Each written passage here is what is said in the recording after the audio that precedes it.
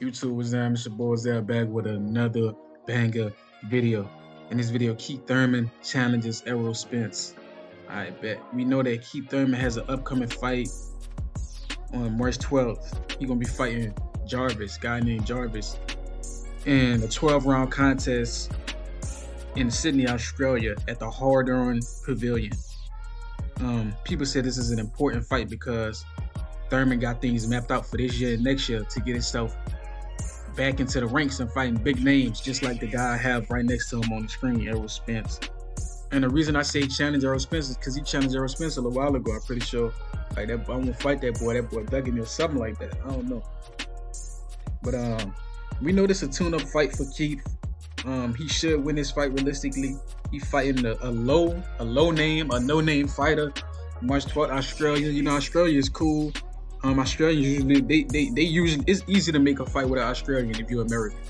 Devin Haney and Cambosos made money together. Liam Paro and Hitchens just made money together. Zoo should have made money with Spence.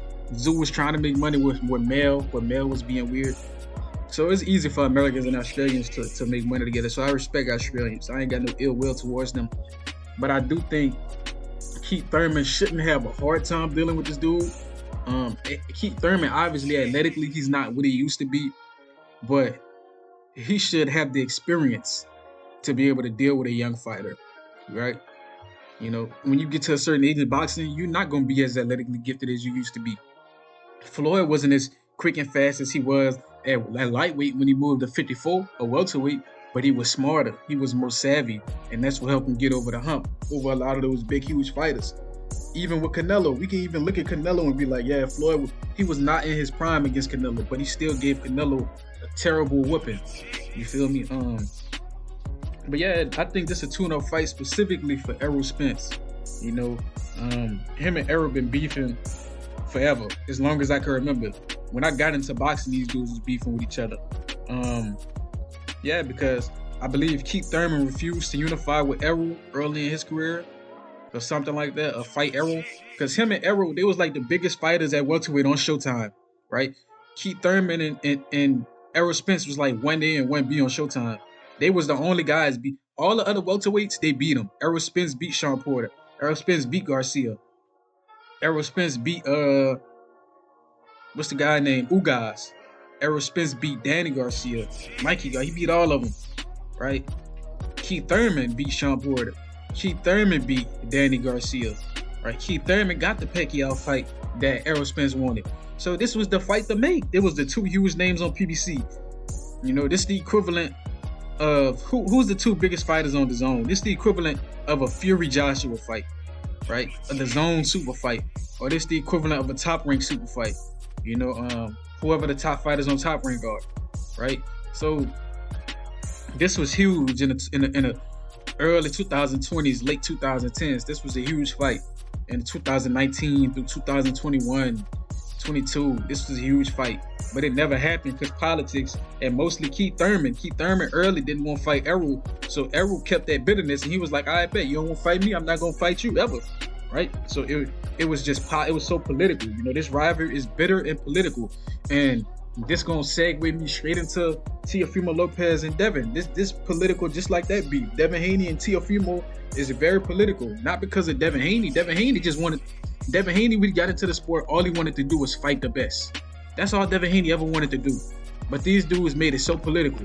Whether it be Tank Davis, Teofimo, Ryan Garcia, I respect Ryan. He the only one that don't make it political. But lately he has, because he refused to drug test. Devin Haney the only dude who's not really into the politics. Teofimo Lopez, out of his own mouth, said that he gonna drop all the belts to make it harder for Devin Haney to become undisputed. Why do something like that? What's the point? What do you gain in your career from stopping another man from accomplishing what he wants to? What do you gain? Like, look at yourself in the mirror and be like, what do I gain trying to stop another man from getting his accomplishments? If the answer to that question is nothing, then you will realize that Teofimo Lopez was trying his hardest to stop another man from accomplishing his dreams because Teo didn't believe in himself. Think about that. Teofimo Lopez said, they knew what I was going to do if I beat Cambosos. I was going to drop all the belts and make it hard for Devin Haney to become undisputed. His own words. And guess what Devin Haney still did? Became undisputed. That's why I fuck with Cambosos. because Kambosos beat the living shit out of Teo, and he took all Teo belts and unified with Devin anyways.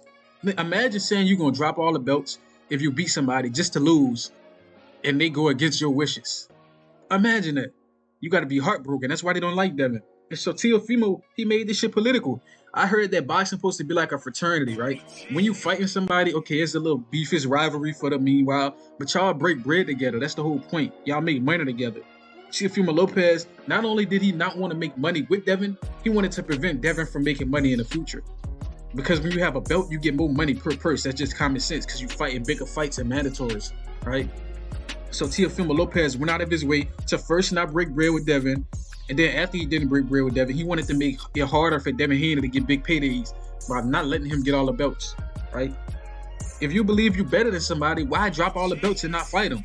Unless you really don't think you're better. And I think Teofimo Lopez knows he loses to Devin, which is why he's so political, dropping all the belts. Literally.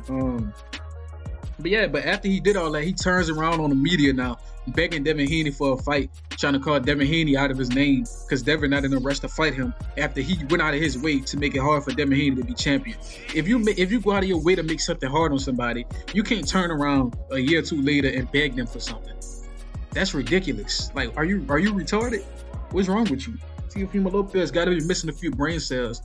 Just like Keith Thurman was missing brain cells. Keith Thurman went out of his way not to fight Errol. Then when Errol didn't want to fight him, it was a problem. Teofimo Lopez went out of his way to not fight Devin and to throw the belts away to starve out Devin. Now he begging Devin for an opportunity because his money running low.